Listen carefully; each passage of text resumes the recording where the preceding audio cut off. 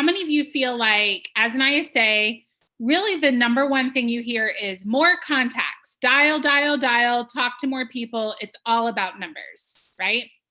I've been in ISA since 2006. Yes, don't do the math. Don't try to figure out how old I am. Don't worry about it.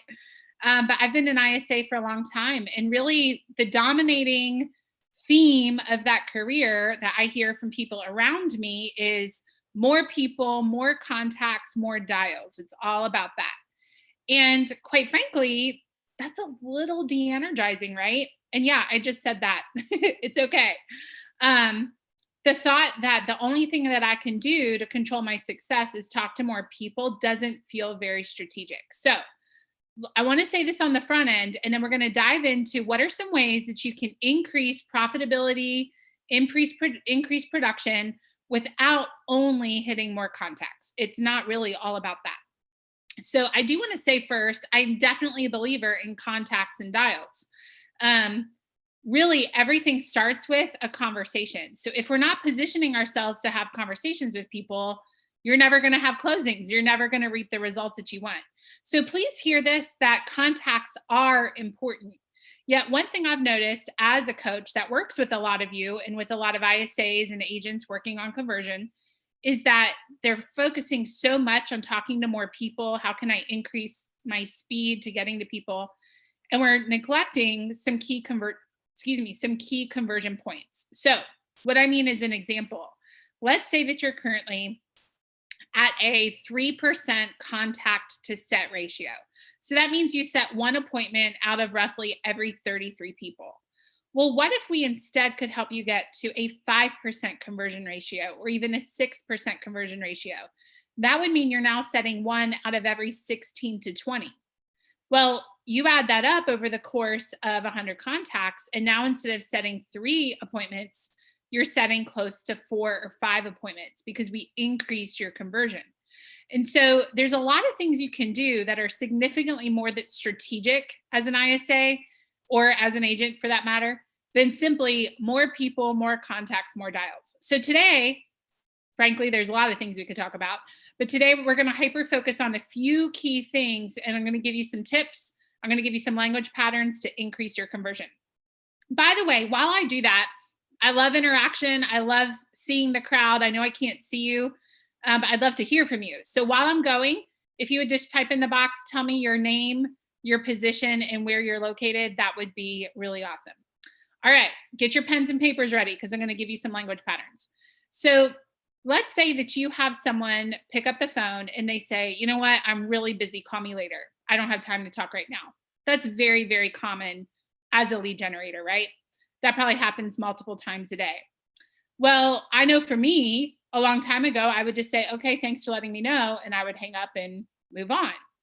Well, a long time ago, I learned something called the stall language pattern. And what the stall language pattern is, I'll give it to you in just a moment. It is a way for you to keep people on the phone in a way that's respectful, it's not obnoxious, and it actually works. I used this one time on a client, and that client started off saying, I'm busy, call me later. About 10 minutes later, I set an appointment with her. She ended up going under contract within 24 hours with one of the buyer agents on our team. So that's what I mean when I say there's a way to increase your profitability without just increasing your dials. What if you learned how to actually have someone that says, I'm busy, call me later? What if you learned how to keep that person on the phone and turn them instead into an appointment? So I want to go ahead and give you the stall language pattern. It's 3 steps. Get ready to write it down. So if someone says, I'm busy, call me later, that is a stall. Because think about it. If they were busy, would they have picked up the phone? Probably not. They probably would not have picked up the phone. So the first step in the stall language pattern is to welcome and acknowledge it. So that might sound something like, I'm glad you told me. I'm glad you told me. So welcome and acknowledge it. Step number 1. Step number 2 is to ask a question about it. My favorite question is, when is better? It's short, sweet, to the point. So number 1, I'm really glad you told me. Number 2, when is better? Now, this is really important. They might say tomorrow. They might say next week. Don't belabor it, right? What a lot of people mess up on is they'll say, oh, tomorrow, like what time? Before lunch, after lunch, 3 o'clock, 4 o'clock. Remember, this person really is just trying to hang up on you. So if you belabor that, they will hang up on you. So I don't care if they say, call me in a year. Okay, great. Sounds good. And then just move on. Don't try to pin down an exact time. All right. So number one, welcome and acknowledge it. Number two, ask a question like, when is better? And then number three, ask a question about their motivation. Number three, ask a question about their motivation. Here's the thing is, how many of you have been at a party? Maybe you're on your way out the door, leaving church, and you're kind of in a hurry. And then someone stops and says, hey, just real quick, how are your kids doing? How's the husband? How's business? Things like that. Well, how many of you can honestly say, yeah, okay, in that moment, I ended up staying an extra 5 minutes. I had been trucking for the door, but someone asked about me, my family, my business, and I made time to have that conversation. Well, that's the idea that we're doing here in the stall pattern. So, yep, glad you told me. When is a better time to call you? Hey, just real quick, in 30 seconds or less, what has you thinking about moving anyway? And that's the stall pattern. Now, if they say, I want to downsize, you just keep going in the conversation. Awesome. What makes you want to downsize? If they say, I want to downsize, but really I got to go ahead and let them go. However, you now have at least the word downsize that you can start your next conversation with. So think of it kind of like your goal is to get as much information as possible before they say a second time, hey, I really have to go. So here's the pattern one more time. No excuse to not have it. I've given it to you like 4 times, right? So number one, welcome and acknowledge. Number two, ask a question about it. And then number three, ask a very quick question about motivation. Underneath of that, you could put like option 1, option 2. If they say whatever their motivation is and they just keep talking, if you can keep them on the phone, keep them on the phone. Because remember, it's probably not true that they're too busy because they picked up the phone. They said that because it was more, oh, I didn't know it was you. They're just too nice to say that. So if they keep talking, you keep talking and set the appointment. If they say, really seriously, I got to go a second time, that's your cue to go ahead and hang up. However, you have a little more information than you did the last time. All right. We have somebody type in and say, we have people sometimes that say, I'm not interested, I'm just looking. And it's the same thing. Number one, hey, I'm really glad you told me. Number two, ask a question about it. So what are you looking for? I think it's funny how a lot of people use, I'm just looking as a brush off. That's actually a great jumping off point into a conversation, right? Great. What are you looking for? So the key here is asking open-ended questions and gear it towards their motivation. That will entice someone to want to stay on the phone with you. Just like when you're leaving an event and someone asks you about yourself, it entices you to stay on the phone, right? Or to stay at the event. All right. Any questions on that before I move on? So that is called the stall language pattern. Guys, there are 19 language patterns that we teach you in the Mastering Inside Sales program. So if you just got value out of that, trust me, there's a lot of value you can get out of the program called Mastering Inside Sales. It launches again on October 7th. We go over 19 language patterns in that class, as well as tracking systems, all the things. So let me know if that's something you're interested in. We'll also post in the chat box where you can learn more about that class.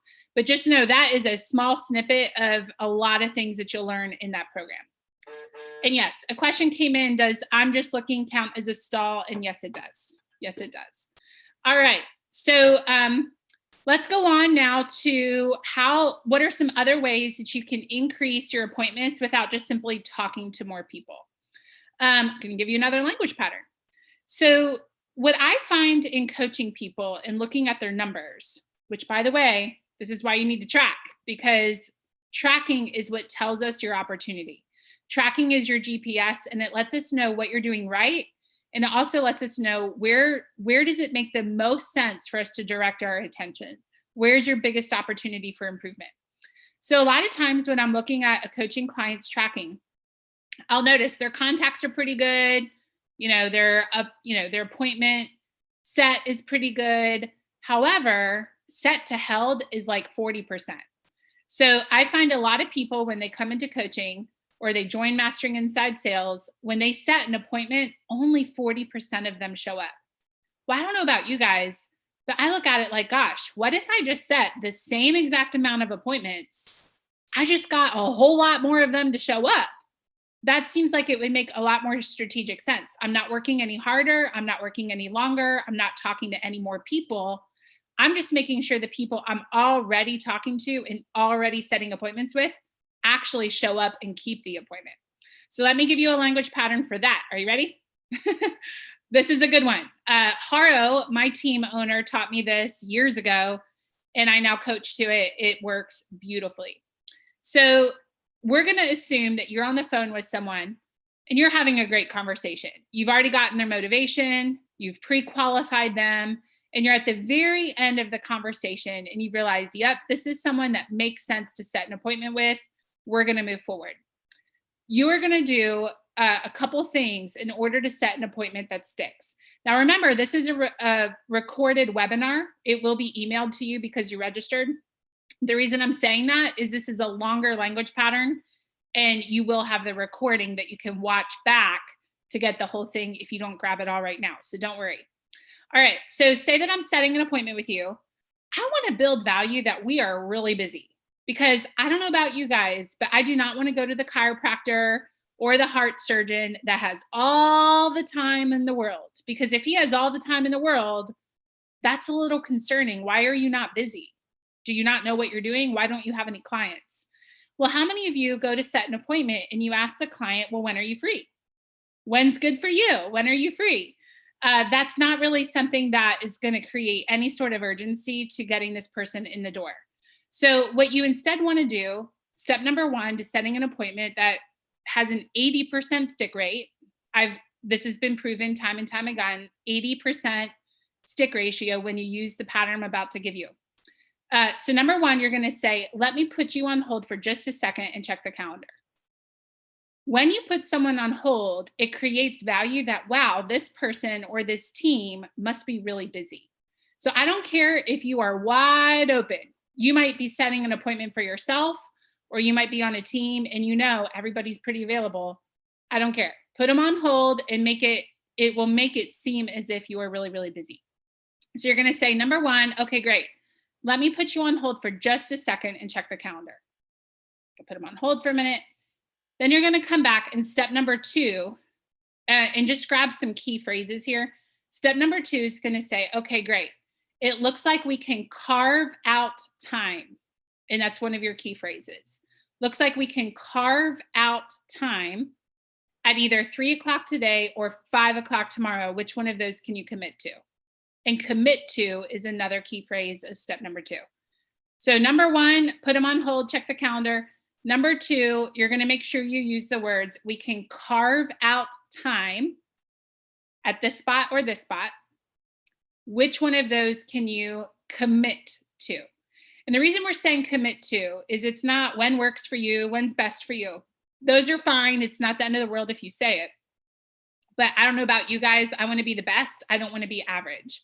Well, the best communicates this is a commitment because it's coming across stronger. It's going to make them think about it a little bit more before they say yes. And it'll make sure the only people saying yes are the people ready to make a commitment. So number one, put them on hold, check the calendar. Number two, looks like we can carve out time here or here. Which one can you commit to? Then they're going to go ahead and give you a time. Then you're going to say, okay, great. And this is number three. Okay, great.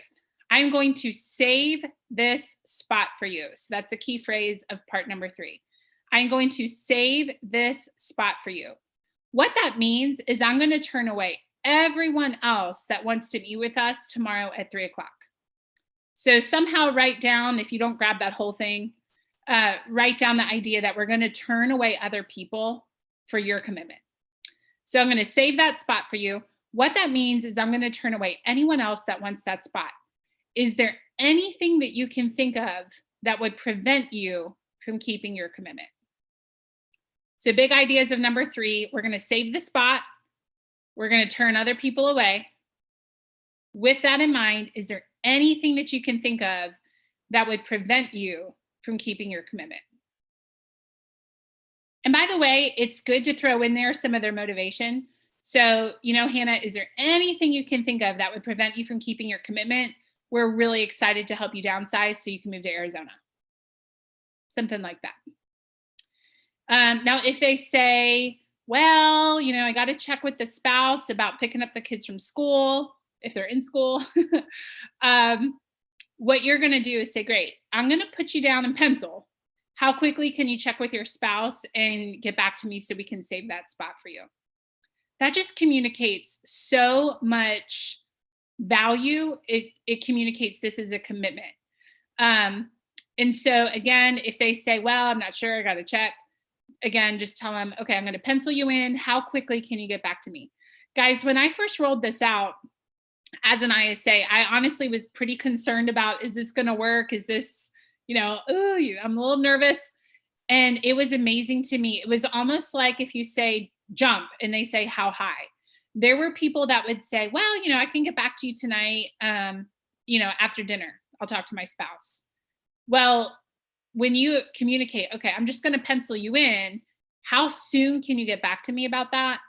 Often they would call back or text within 5 minutes. That was very, very common, or within the hour, to give them a chance. Because when you communicate, well, we're not going to put this in until you're sure. So how soon can you be sure? It raises their level of urgency.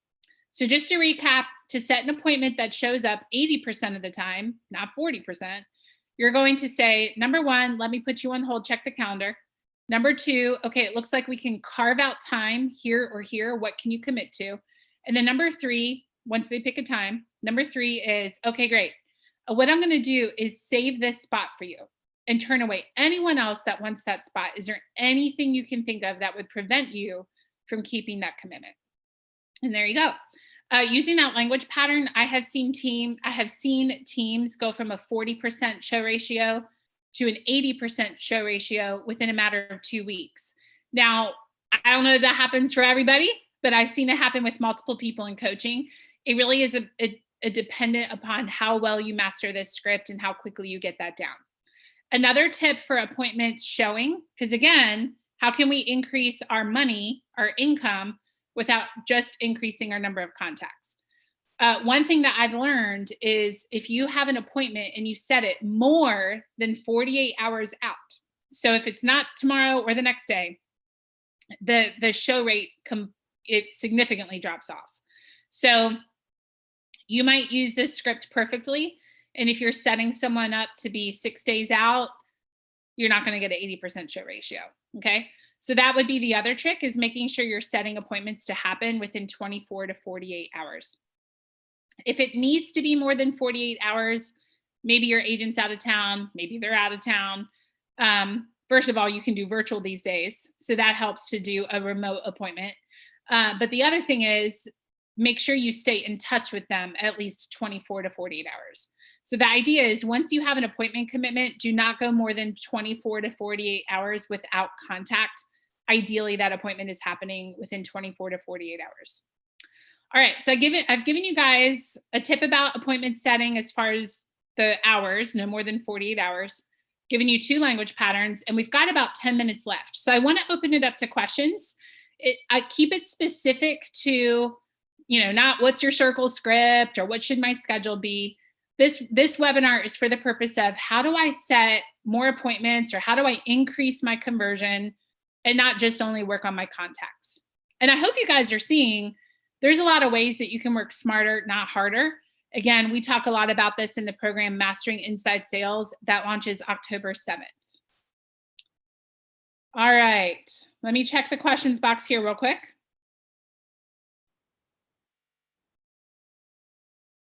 Okay, it actually looks like I've answered most of them. Perfect. It's nice to see some familiar faces here. I actually know a lot of you, I think, that have typed in. Hi, nice to see you. All right, perfect. I'm just thinking of what else we could cover in the time that's left. I would say type in questions. There are more language patterns. However, with 10 minutes that we have, and I think you're already drinking from a fire hose, we'll leave it with the ones that I've shared already. But again, just know we give you 19 of those in the course, as well as trackers, all kinds of things in Mastering Inside Sales. Okay, so we had a question come in. When should the agent follow up?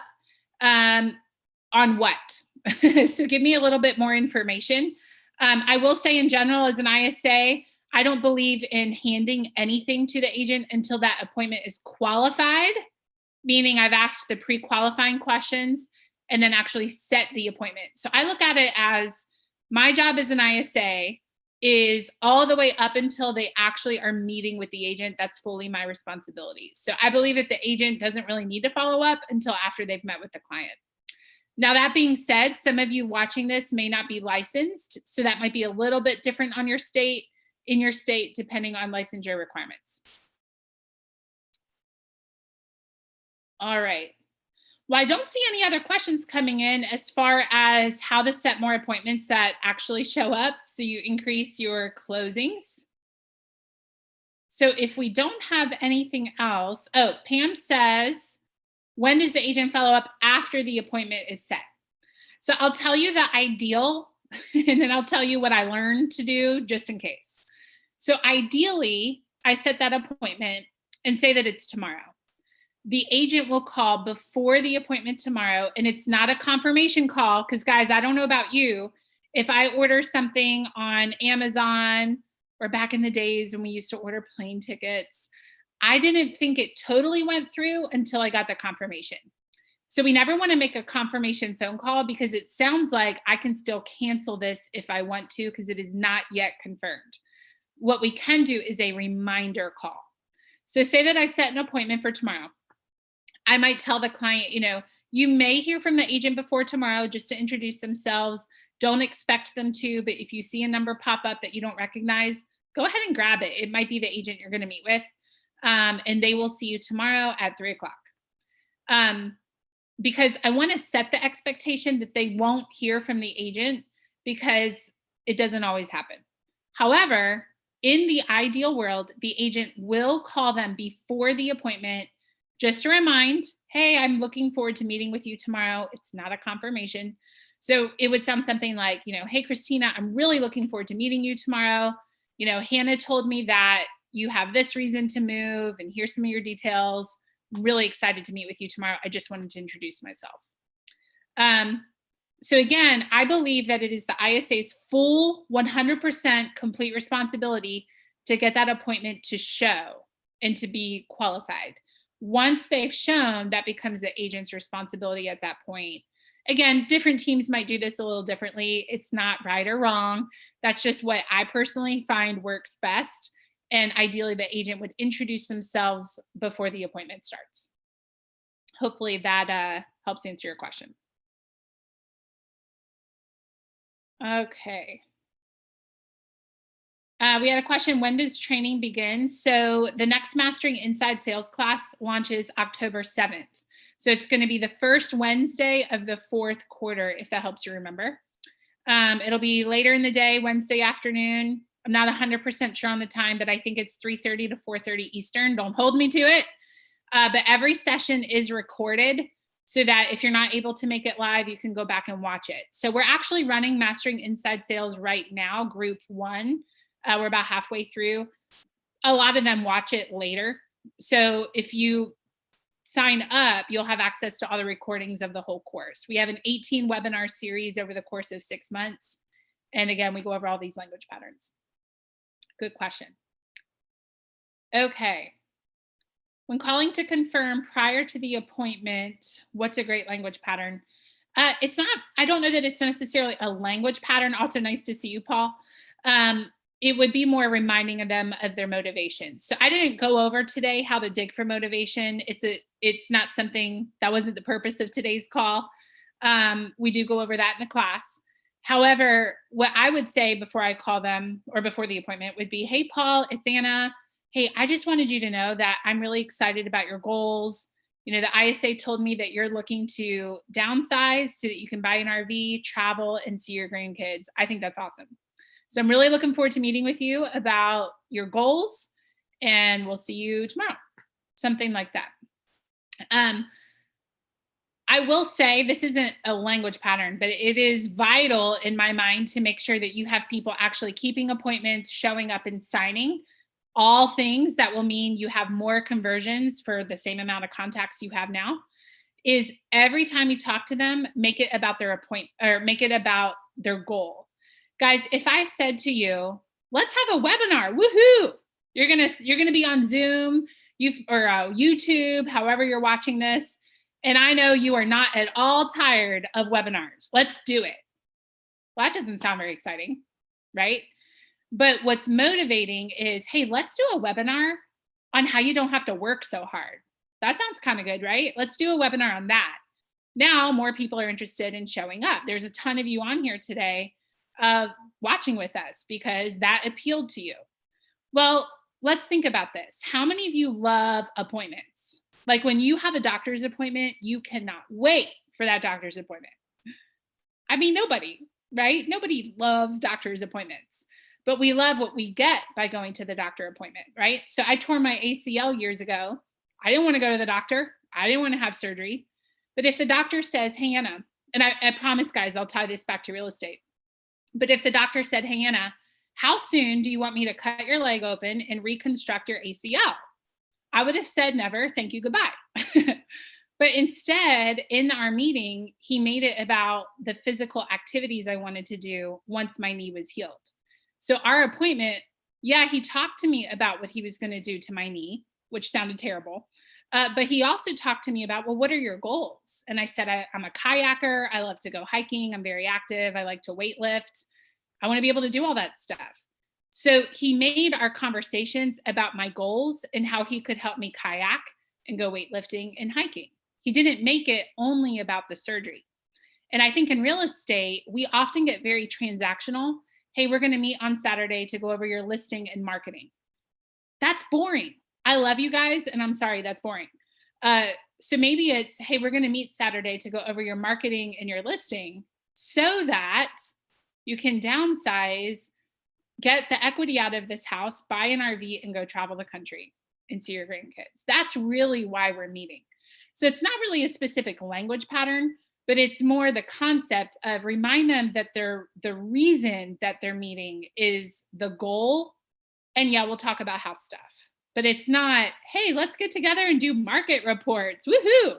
Most people will not be fascinated by that. And I love you guys. I hope you know that's true. All right. Greg, what can I do in the meantime? I know you and I chat, so we can talk about it. There is a Mastering Inside Sales course running right now. So I will say a lot of you are typing in, and some of you are saying, I don't want to wait. You can join the class that's running right now. Just know we already are 10 sessions in out of about 20. So what that means is as soon as you register, you'll have access to 10 hours of recordings that we've already done right away. And then you can just finish out the class with us and it will go through November. So if you don't want to wait, you could go ahead and sign up now. It's actually, you would need to sign up for the October class. And then we would tell them after you've signed up, hey, switch them to the class that started in June. So if you don't want to wait, that is an option. Just know you'll have a lot of catch up to do. There's 10 hours of recordings that you can watch to get yourself caught up. So it's just a matter of, do you want access immediately and have some, about 10 hours of webinars to watch now? Or do you want to wait until October and join in that group and have it an hour at a week? That's pretty much what you can do. All right, guys, there's a lot of questions in here that I would love to answer for you. And I will say there's not enough time. And I will say everything I've seen come in, though, I do know is covered in the Mastering Inside Sales course. So that's really the best place to go. It's $199 a month, 6 months. You get access to the recordings. It's great. I think it's a very obvious choice. And I'm not just saying that because I'm teaching it. When you think of $199 a month for 6 months and how that's not even like a seventh of one closing for most of you. Most teams earn about $7,500 on an average commission. So you're paying about 11, I think it's just under 1,200 for this entire program. So that's maybe a fifth of one commission check into the team. So it's an easy thing to talk to your team leader about, or I know several ISAs that pay for that themselves. So again, Mastering Inside Sales launches October 7th. If you don't want to wait, you can sign up for the October 7th class and then email me and let me know, hey, can I actually have access to the one that's running right now? You don't get access to both. You have to choose one, but that is an option. All right, guys, I'm going to respect your time and let you go. Thanks for hanging out with me today, and I'll see you hopefully in the Mastering Inside Sales course. Bye, everybody.